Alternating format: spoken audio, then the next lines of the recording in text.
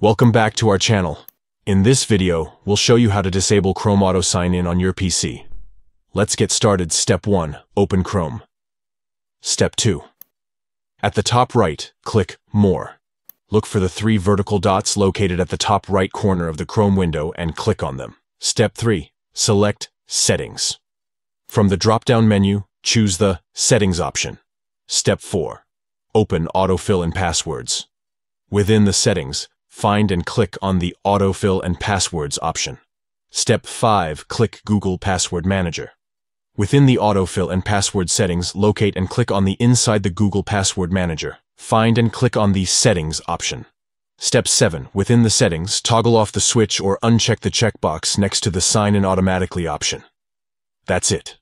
By following these simple steps, you can easily disable Chrome Auto Sign-In on your PC.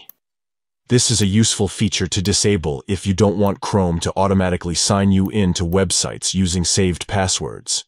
If you found this video helpful, don't forget to give it a thumbs up and subscribe to our channel for more useful tutorials. Thank you for watching.